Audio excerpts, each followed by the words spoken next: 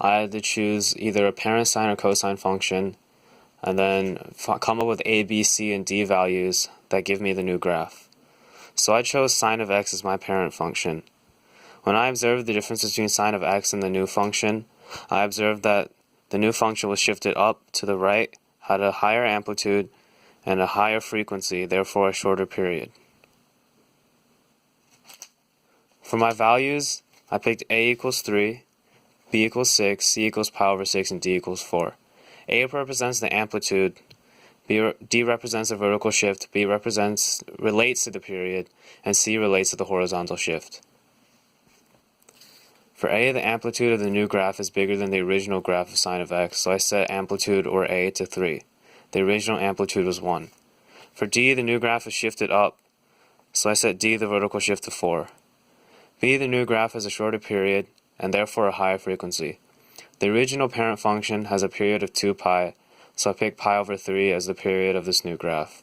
Period equals 2 pi over b, so 2 pi over 6 equals pi over 3. C represents horizontal shift, and the graph is shifted upwards. So the graph is shifted to the right, not upwards. I shifted the parent function to the right by pi. However, my value for c was pi over 6. Since there's a coefficient in front of the x, 6, to take this into account, we have to factor out the 6. So then I get the value for c to be pi over 6. This is done right here. To further confirm this, I plotted out the different points of transforming each individual x and y value onto the new graph and graphed it on Desmos. For part B, I picked my graph as 3 tangent of 6x minus pi over 6 plus 4. So since the center is x minus h plus k, the center will be at pi over 36, 4. The reason this is pi over 36 instead of pi over 6 is because you have to factor out the 6, and you would get pi over 36.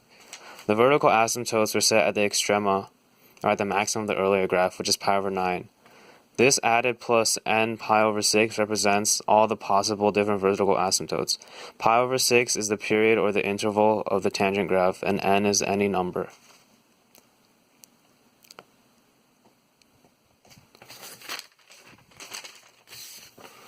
For the domain of the graph, there is a vertical asymptote every interval, or every pi over 6.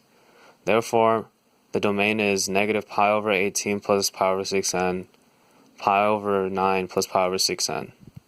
For the range, since this is a tangent graph, it is all real numbers, or negative infinity to positive infinity.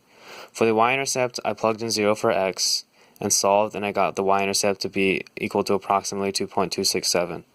For the x-intercept, I did the opposite. I plugged in 0 for y and solved for x. I got x to equal negative 0.0673, and I had to add this and times pi over 26 because an x-intercept occurs in every single interval.